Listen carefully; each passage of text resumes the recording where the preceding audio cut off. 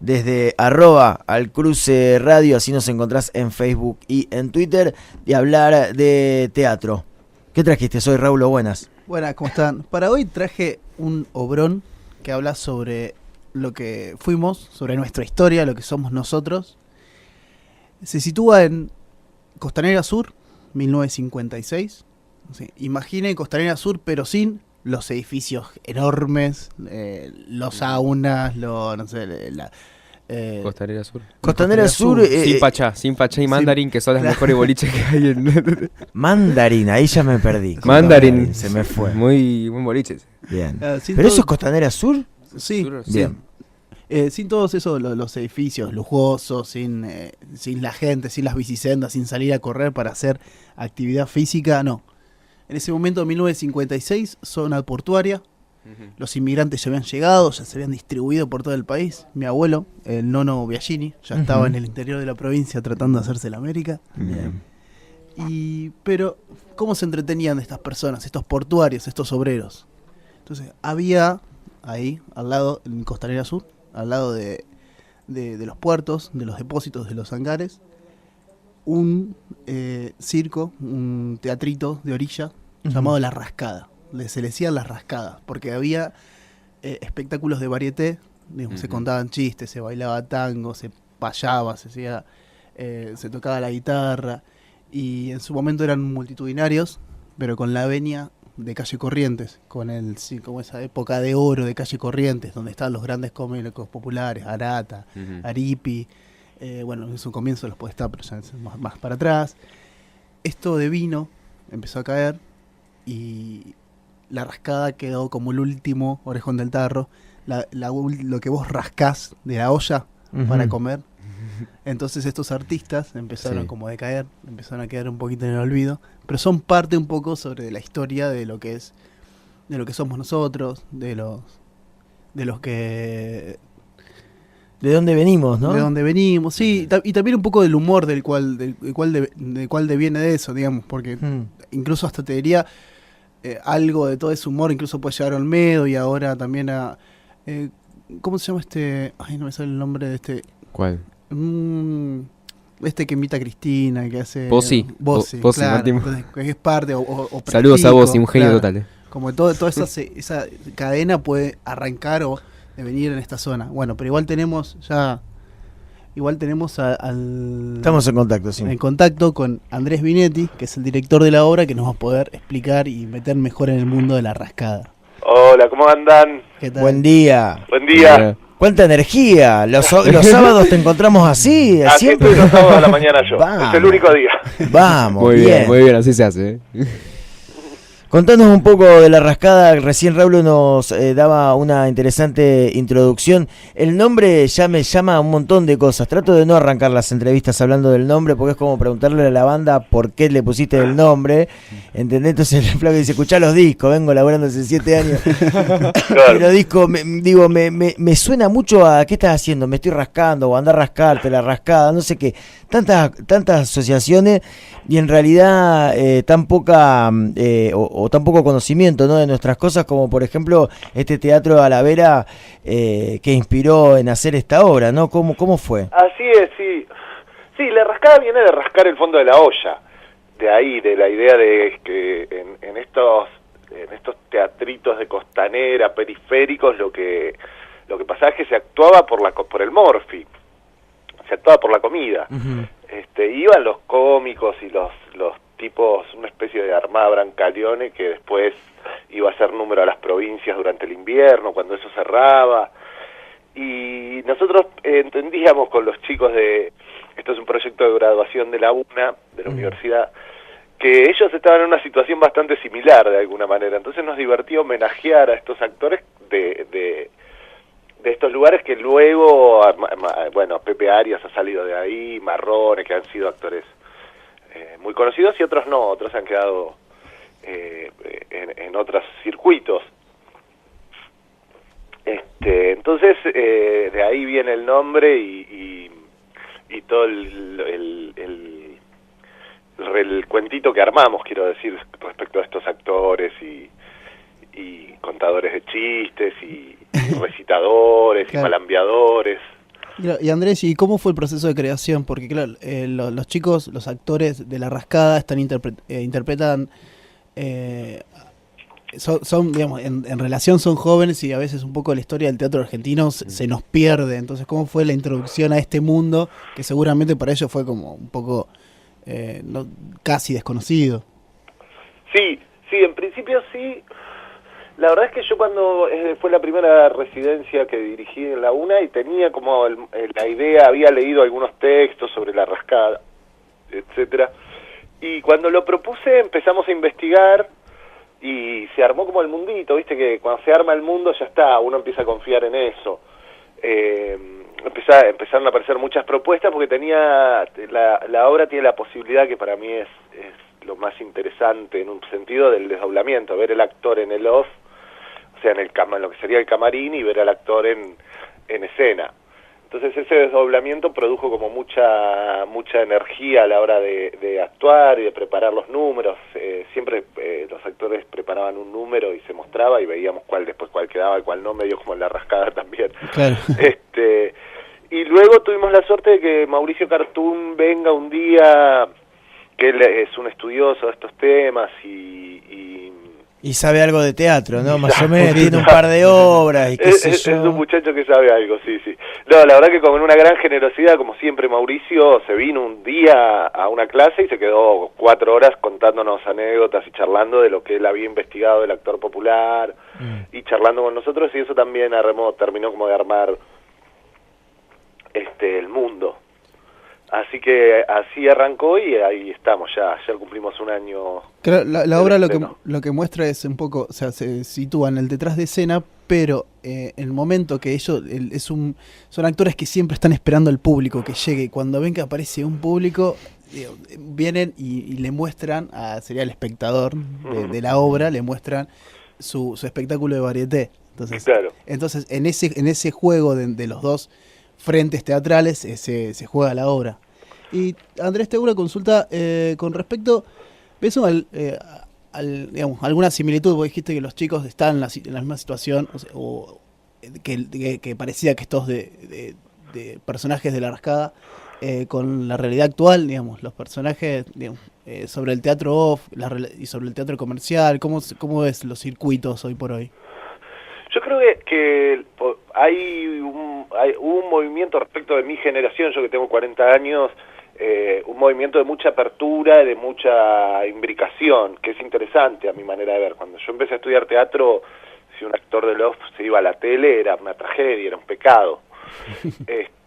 Ahora hay mucha más circulación y en principio eso yo lo veo muy bien. Lo que creo es que la situación estaba difícil a nivel país y el primero que paga el costo son los bienes elásticos, ¿no? O sea, gente no tiene un mango, entonces lo primero que dice, no voy al teatro. Claro, los bienes culturales siempre son por el primer corte. Claro, exactamente. Entonces, bueno, ahí hay algo que se está viendo, digo, en todos los sectores, en el teatro comercial, en el off, y bueno, ahora reapareció un poquito del oficial, pero en ese sentido, digo, cualquier egresado de la UNA, actor que se recibe y sale, tiene que empezar a buscar ganarse la vida, es igual como cualquier egresado de cualquier carrera. De cualquier carrera, ¿no? Entonces está en un momento de pasaje que es interesante en ese sentido, porque bueno, hay que empezar a buscar, hay que empezar a moverse, a relacionarse, a hacer casting, lo que sea, ¿no? La decisión después es de cada uno de qué es lo que quiere hacer o lo que puede hacer, pero me parecía interesante como idea algo de eso, de esa situación de que si del pasaje de ser estudiante a ser actor también tenía que ver con cómo me gano la vida actuando, que nunca ha sido fácil en la historia y esta época es bastante difícil también. Estamos charlando con Andrés Binetti. Andrés, sé que te escuchaba y pensaba, haciendo la comparación de ese lugar, ¿no? Tratando de imaginarse La Rascada. Hoy día, ¿no? El actor, la actriz, el pibe, la piba que está estudiando en el IUNA, ¿no? En cualquier escuela de teatro, Más allá de que tenemos un montón de salas por todos lados, es increíble, es impresionante. Uno va caminando y es como una peluquería o una sala de teatro, por suerte. Está buenísimo.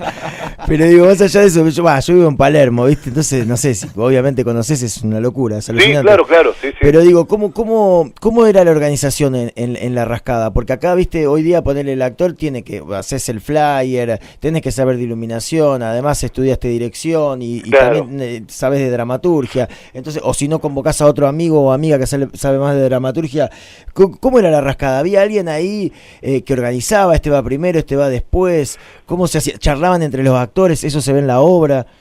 Sí, se ve un poco en la obra y por lo que tenemos entendido, la verdad que no hay demasiada información documentada.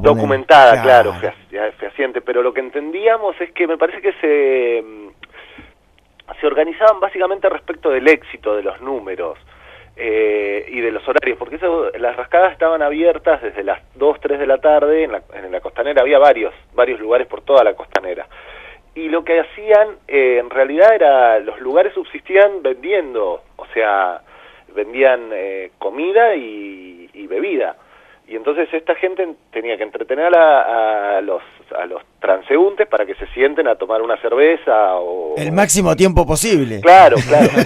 Claro, sí, era como una maratón de actuación en ese sentido. Sí. Y entendíamos que los horarios los mejores horarios quedaban para los más exitosos, los que más convocaban, y luego los horarios más temprano o la trasnoche quedaban como para los que se empezaban a probar.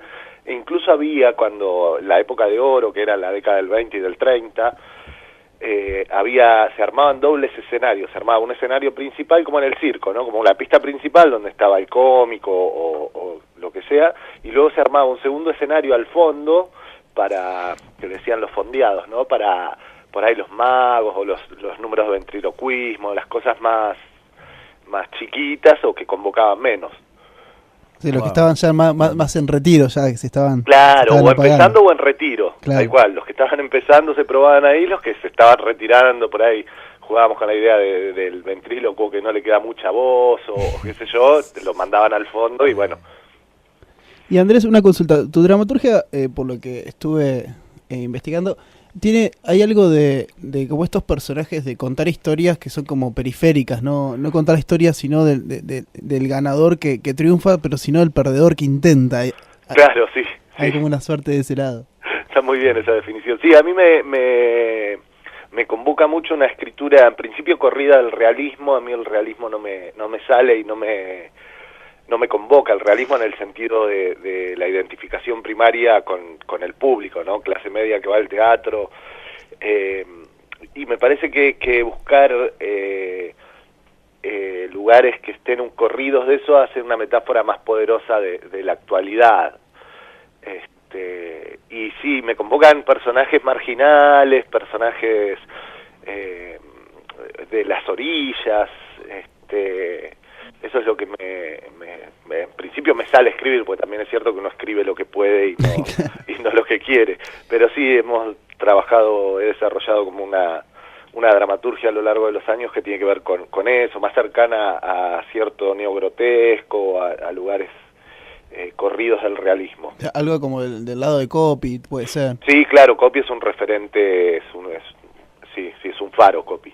Es un dramaturgo extraordinario, por suerte ahora lo están reeditando porque no se conseguía mucho material de él y se está haciendo. Sí, claro, Copy, después en literatura Lamborghini, me interesa mucho. Discepolo, obviamente, Di Benedetto, Antonio Di Benedetto, ese tipo de materiales son los que más me interesan a mí. Dos preguntas, arrancá para la que te sientas más ganas de charlar. Estamos hablando con Andrés Binetti. Por un lado, la musicalidad de la obra, recién lo nombrabas un poco ahí de música. ¿Cómo fue la musicalidad por un lado? Y después, ¿qué pudiste averiguar y qué lográs contar de lo que tiene que ver con el balneario que había en esa época, ¿no? Que tal vez hay que contarle a chicas de esta generación que solíamos tener una playa, ¿no? En esta ciudad. Claro, sí, la ciudad todavía no estaba tan construida de espaldas al río, como dice Galeano, ¿no? Galeano dice, Buenos Aires está construido de espaldas al río y Montevideo de frente al río, al mismo río.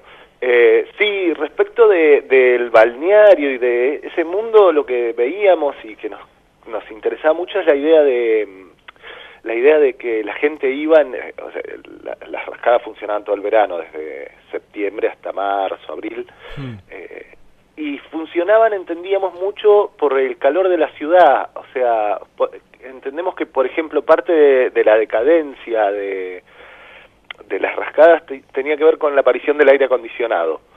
Cuando aparece el aire acondicionado en los lugares y se populariza, la gente deja de ir a tomar fresco a esos lugares. Mira. Y empiezan a perder público. Luego eso deviene en el sindicato, es una historia hermosa, el sindicato de variedades durante el primer peronismo, y toda esa gente se sindicaliza, o mucha de esa gente empieza a trabajar como números vivos en el cine. Y están obligados de alguna manera los cines a contratarlos y trabajan ahí cantando, bueno, haciendo un numerito. Bueno, antes ya de que empiece la película. De salir de las orillas al sindicato tenés otra obra, tal vez. Claro. Sí, claro, sí, era muy Alucinante. lindo, lo estoy pensando siempre como una imagen más sindicalizada de eso, pero devienen en eso hasta la década del 60, 70 incluso, siguen trabajando como números vivos en el cine, pero creemos que parte de la decadencia de las rascadas tuvo que ver con eso, con la aparición del aire acondicionado en las pizzerías, en los teatros. Y respecto de la música, lo que nosotros trabajamos, en el grupo hay varios músicos profesionales que son extraordinarios, que cantan, tocan instrumentos. Entonces lo que hicimos fue como una disociación de la música de la época, sobre todo el tango, con letras de canciones contemporáneas, también de lo que consideramos la orilla. Entonces se cantan, se mezcla eso, el tango convencional o el tango de la década del 40, con letras contemporáneas. Genera un efecto muy interesante. Sí, muy divertido de escucharlo, y además sí, hace como una reversión del tema que te lo hace quererlo más, porque como se pegan, se unen dos temporalidades distintas, muy interesantes. Claro, que es un poco lo que nos pasa a nosotros ahora. Claro. Sí, y Andrés, con respecto a la proyección de la obra, ¿qué planes tienen para el futuro? Mira, en este momento estamos haciendo funciones en el Teatro Anfitrión, el teatro de Berta y Jorge Goldenberg, baluartes del teatro independiente, y tenemos ahora vamos a un festival en Brasil, el 9 y 10 de julio tenemos funciones en el Festival de Blumenau. Felicitaciones. Y luego, bueno, seguir haciéndola acá mientras podamos y ver si qué otras oportunidades aparecen. Se consolidó un grupo de trabajo, la verdad que de la idea original, que es hacer 12 o 14 funciones en la universidad, a estar un año ya en cartel, y qué sé yo, pasó que el grupo se consolidó como tal. Entonces, todo lo que aparezca será bienvenido. La idea es sostenernos en cartel, como siempre, tratar de hacer la mayor cantidad de funciones posibles, que es también el espacio de aprendizaje para mí más. Perfecto. Perdón la interrupción, sí. Pero ¿se va a Brasil la obra y se da en castellano? Sí, porque es un festival iberoamericano, iberoamericano de teatro universitario, entonces las obras que participan de distintos países se hacen en el idioma original. Bien. Perfecto. El Teatro Anfitrión es ahí en Venezuela, 3.340, los viernes 22:30. ¿Cuál es el valor de la entrada? El valor de la entrada es 150 con descuento y 200 la general. Perfecto. Buenísimo. O sea, para arrancar un buen fin de semana alegre y un gran plan para los viernes a la noche, los invitamos ahí a La Rascada, un teatrito de las orillas de Andrés Binetti. Así que, Andrés, muchísimas gracias por la entrevista. Gracias a ustedes, un placer hablar con ustedes. Abrazo grande. Bien, Raúl, gracias.